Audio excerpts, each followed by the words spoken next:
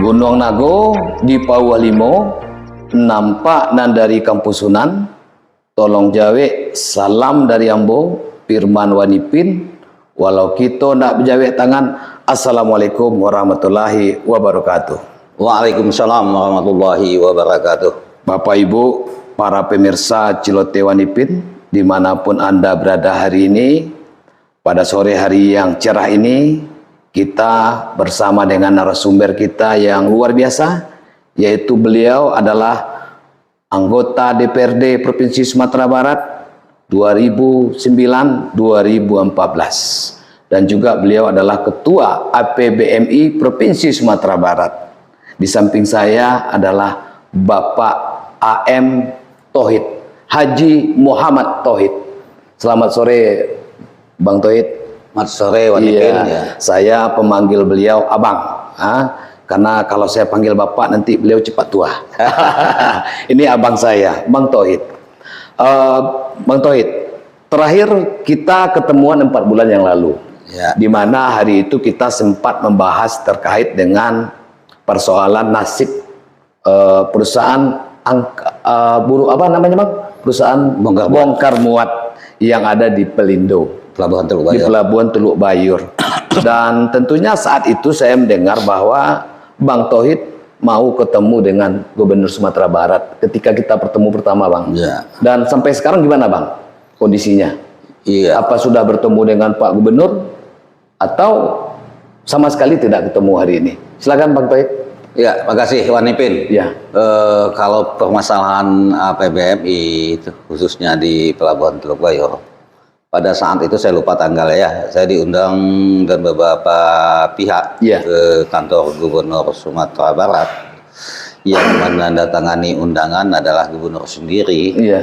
Pada saat itu kami hadir, di situ ada Pelindo, ada GM Bukit Asam, ada KSOP Teluk Bayur, dan beberapa kepala dinas yang dipimpin oleh Asisten 2 Kantor Gubernur Sumatera Barat bersama Biro Ekonomi, Biro Perekonomian dan beberapa kepala dinas lainnya, seperti Kepala Dinas Perdagangan, Kepala Dinas Perhubungan, dan lain-lain.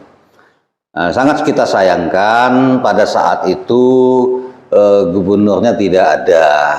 Gubernur nggak ada? Nggak ada gubernur. Seharusnya yang mengundang gubernur. Nah, gubernur seharusnya hadir, kita bisa menyampaikan unek-unek dengan gubernur langsung ya, karena seorang bawahan seperti asisten dan segala macam itu kan tidak bisa mengambil satu keputusan. Betul. Jadi kita diundang rapat tapi gubernurnya tidak ada. Nah, inilah yang kita rasakan pemimpin di Sumatera Barat pada saat-saat ini ya.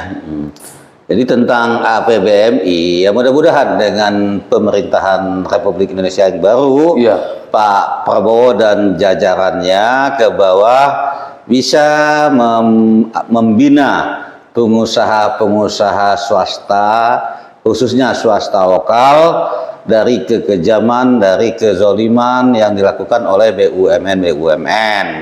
Nah, mudah-mudahan di pemerintahan Pak Prabowo ini bisa BUMN dibina, bisa hidup, bukan dibinasakan seperti yang terjadi sekarang. Nah, insya Allah pada tanggal 31 Oktober yang akan datang sampai 4 November, kami APBMI akan melakukan rapat kerja nasional di Bali. Mungkin di saat itu para petinggi-petinggi perhubungan dan Pelindo bisa hadir dan kita bisa bicarakan bersama-sama bagaimana nasib pengusaha-pengusaha, khususnya pengusaha swasta lokal dimanapun berada di wilayah Republik Indonesia. Itu. Dan hari ini kondisi pengusaha bongkar muat asal Kota Padang, Sumatera Barat gimana kondisi terakhir, Bang? Nah, masih sama, walaupun masih sama seperti yang dulu. Ya, walaupun beberapa waktu yang lalu pihak dari subholding Pelindo sudah melakukan pertemuan dengan kita. Nah, mudah-mudahan apa yang kami bicarakan kemarin tentang kerjasama antara perusahaan bongkar muat dengan badan usaha pelabuhan Iya. bisa terrealisasi sesuai dengan PP nomor 31 tahun 2020 dan Peraturan Menteri Perhubungan nomor 59 tersebut. Iya. Mudah-mudahan bisa dilaksanakan. Nah, inilah nanti puncaknya pada saat Rakernas APBMI 31 sampai 4 November di Bali. Di Bali ya. Ya. Mudah-mudahan Rakernas menghasilkan sebuah keputusan ya Bang ya. Iya. Yang tentunya keputusan ini akan memiliki dampak kepada perusahaan bongkar muat lokal. Ya. Iya. Di mana pernah disampaikan bahwa perusahaan bongkar muat lokal itu mati suri kan Ya, begitu. betul. Iya kan Bang? Ya. Nah, padahal mereka ini berada dalam NKRI. Iya. Dan tentunya tertumpang harapan kepada presiden kita yang baru hari ini, yang baru dilantik kemarin ya, Ya. Bapak Jenderal Prabowo Subianto. Itu harapan kita. Baik Bang, kita satu lagi nih Bang. Ya. Kita melihat bahwa politik hari ini khususnya Kota Padang tidak dalam kondisi baik-baik saja. Kenapa saya katakan tidak baik-baik saja? Salah satu contoh kemarin adanya spanduk salah satu paslon Ya. sengaja dicabut oleh oknum tim ses sebuah paslon juga. Ya. Dan tentunya kita minta Abang kasih pandangan dari 3 calon wali kota yang akan bertarung ini. Yang nomor 1 adalah Fadli Amran Maikus, kemudian Iqbal dan Amasrul, Ya. dan yang ketiga adalah Endri Septa dan Hidayat. Ya. Kira-kira Bang, siapa yang menurut Abang yang cocok, yang melanjutkan kepemimpinan Kota Padang ini? Kalau kita lihat Kota Padang ini zamannya Pak Fauzi Bahar bersama Yusman Kasim itu cukup luar biasa berkembang Kota Padang. Kira-kira Bang siapa nih Bang tokoh yang bisa menjawab kebutuhan Kota Padang hari ini yang betul-betul serba darurat kita Bang? Darurat narkoba, darurat LGBT, kemudian darurat tawuran. Mungkin perlu pandangan dari seorang Bang Tauhid. Silakan Bang Tauhid. Ya, yang pertama tentu tim-tim dari masing-masing paslon. Iya. Kita harapkan ya janganlah berbuat yang seperti yang disampaikan Warnipin tadi. Iya. Berpolitiklah secara santun, damai.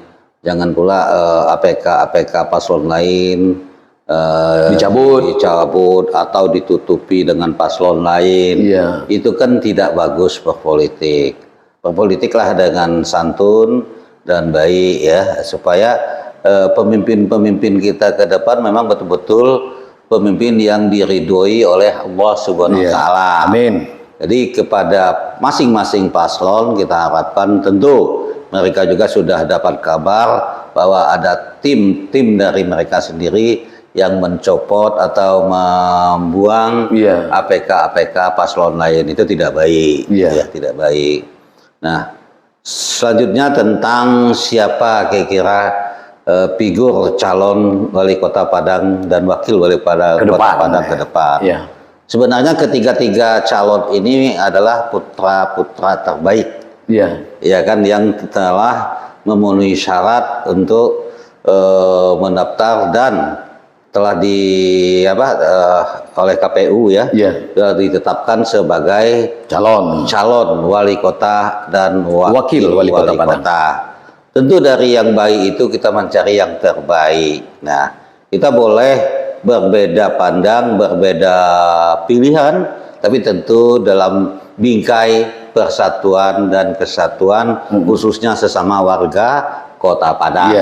Nah, kalau menurut saya tentu saya melihat sosok seorang Fadli Amran dan Maigus Nasir untuk memimpin Kota Padang 5 tahun ke depan. Mereka lah yang paling layak. Ini menurut pandangan saya. Nah, pandangan orang lain sah-sah saja, berbeda. Itu namanya berpolitik, ya kan? Nah, jadi kita melihat sosok Fadli Amran dan Maigus Nasir yang kita harapkan untuk menjadi masa depan Kota Padang, khususnya apa yang sampaikan Warnipin tadi, terutama masalah banjir, masalah narkoba, masalah LGBT dan segala macam. Nah, saya rasa figur Fadli Amran dan Maigus Nasir tepat untuk membenahi apa-apa tadi yang disampaikan oleh Wan Ipin. Karena hal tersebut saya juga sudah bicara panjang lebar dengan Fadli Amran tentang bagaimana sih Kota Padang ke depan. Kita rindu di masa-masa Pak Hasan Basri, Sarul Ujud, dan dilanjutkan oleh almarhum Pak Zuyen Rais. Nah, Padang ini dulu kan ada air mancur dan segala macam. Sekarang mana? Sekarang nggak ada. Nggak ada lagi kan. Nah, dan hujan sedikit aja banjir. Nah, saya masih ingat dulu waktu Fauzi Bahar wali kota Padang, dia minta bantu sama saya untuk memperjuangkan anggaran normalisasi Batang Marasi dan Banda Lurus dari APBD Provinsi Sumatera Barat. Alhamdulillah waktu itu saya bersama teman-teman di DPRD Sumatera Barat bisa mengucurkan APBD Sumatera Barat tahap awal dulu 31 miliar. Nah, cuman sayang, entah kalau sekarang ya sudah lama tidak lewat situ, normalisasi sungai itu udah berpulau-pulau, tidak dirawat dengan baik. Tentu kalau hujan banjirnya akan tersumbat juga. Betul. Nah, bagaimana pemerintah Kota Padang menyediakan anggaran untuk perawatan sungai-sungai ini bebas dari pulau-pulau atau sampah-sampah, kan gitu ya. Ini butuh pemimpin yang betul-betul memperhatikan tentang Kota Padang, khususnya tentang banjir dan sampah di mana-mana berserakan. Nah, ini yang harus kita. Kota Padang boleh kita katakan juga darurat sampah. Darurat sampah, ya kan, darurat sampah. 5 menit saja hujan, banjir. Jadi inilah yang harus kita benahi. Kota Padang di luar itu nanti tentu kita berharap apa yang visi misi dari Fadli Amran tentang BPJS, gratis. Kita sadar sekarang ini banyak masyarakat yang tidak mampu membayar iuran BPJS. Kenapa program seorang calon wali kota untuk BPJS gratis bagi masyarakat tidak mampu, ada pula yang mengejek-ngejekkan. Nah, ini tidak bagus, tidak bagus. Nah, kita dukung program ini untuk kepentingan masyarakat bersama, khususnya Kota Padang. Jadi kita melihat, nah, dari kurang lebih 1 juta penduduk warga Kota Padang, itu kan tidak semuanya yang punya BPJS. Yang punya BPJS. Katakanlah TNI, Polri, ASN, pegawai BUMN, swasta dan pengusaha. Mereka itu tidak butuh dibantu dengan BPJS kelas 3. Nah, yang butuh ini bantu masyarakat yang betul-betul tidak mampu. Nah, ke saya saja sering masyarakat datang mengeluh. Karena untuk merawat keluarganya di RSUPM Jamil umpamanya kan, nggak bisa dilayani karena BPJS masih menunggak. Masih menunggak. Mau tidak mau kita juga ada kepedulian kepada mereka. Nah, ke depan kita harapkan masyarakat yang tidak mampu khususnya itu cukup membawa KTP saja ke rumah sakit bisa dilayani. Nah, salah satu program unggulan dari Fadli Maigus. Nah, harus kita dukung ini. Harus kita dukung. Karena saya jujur saja mungkin Wan Ipin bisa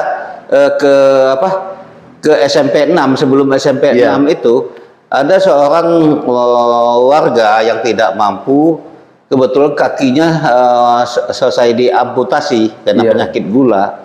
Saya pernah tanyakan, bukan ada kaitan dengan calon wali kota, calon gubernur. Saya tanyakan ke dia, oh Nana, ini dulu yang mengamputasinya rumah sakit mana? Dia jawab, Pak Jamil, ya Sudarso nolak. Ini rumah sakit Siti Rahmah lah yang menjemput dan merawat serta mengamputasi kakinya gratis. Nah, boleh Wan Ipin tanya langsung nanti dengan sebelum SMP 6 dekat pagar ada gubuk kecil. Nah, ini yang masyarakat yang kecil-kecil kayak gini ini yang harus kita bantu, perhatikan. Jangan ada niat seorang calon pemimpin belum apa-apa sudah kita apa namanya itu kita bully dan segala macam. Ini yang tidak bagus juga. Nah, harapan kita kepada masyarakat Kota Padang betul-betul menetapkan pilihannya besok kepada paslon nomor 1 ya, minimal apa namanya nanti untuk BPJS bisa gratis, dan kita juga minta peluang pekerjaan bagi masyarakat tidak mampu. Datangkanlah investor untuk membangun Kota Padang. Jangan sedikit-sedikit nanti ada yang membangun ini kristenisasi dan segala macam. Ini juga kurang bagus. Kenapa sekarang banyak Starbucks yang tumbuh, sudah tuh McDonald dan segala macam. Kalau kita pikirkan ini punya siapa? Kenapa bisa ada di Kota Padang? Kok dulu Siloam akan membangun di Khatib Sulaiman itu dilarang? Alasan kristenisasi. Nah, coba otak kita berpikir. Nah ya, Wanipin ya. Kenapa Yosudarso itu yang punya kan orang Salim? Saya belum mendengar Yosudarso itu ada mengkristenkan orang Padang. Iya, betul. Belum. Jadi pisahkanlah antara agama dan politik. Jangan dicampur adukan politik ini dengan agama, ya kan? Kita wajib beragama, tapi berpolitiklah dengan santun, gunakan akal dan agama yang betul-betul yang diajarkan oleh Rasul kita Nabi besar Muhammad SAW. Baik, Bapak Ibu, para pemirsa Ciloteh Wanipin, perbincangan kita dengan Bang Tauhid hari ini cukup asik dan artinya melahirkan sebuah kata kunci bahwa artinya pisahkanlah antara agama dengan politik. Iya, Bang? Jangan dicampur aduk. Iya.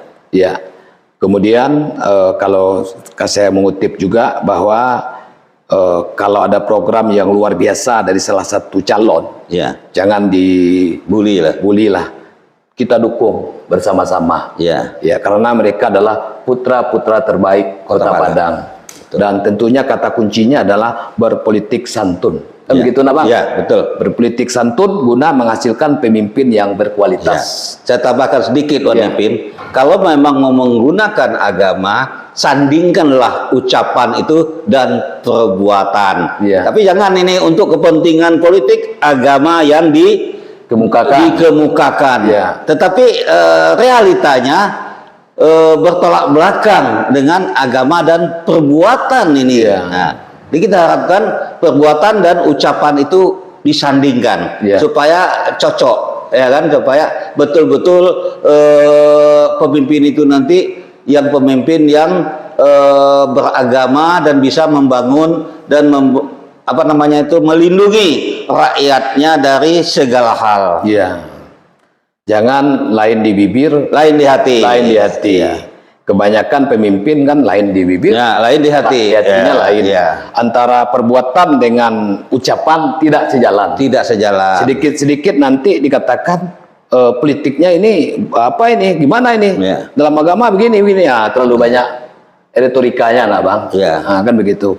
Baik, Bapak Ibu naik oto ke Padang Panjang, baputa jalan pada sike, menaruh balam tigo gayo, kok direntang namanya panjang, elok dipunta dan nyusingke, Bang. Ambil sajo dan paguno. Burung Rian Cendrawasih, cukup sekian. Terima kasih. Assalamualaikum warahmatullahi wabarakatuh. Waalaikumsalam. Terima kasih, Bang. Luar biasa.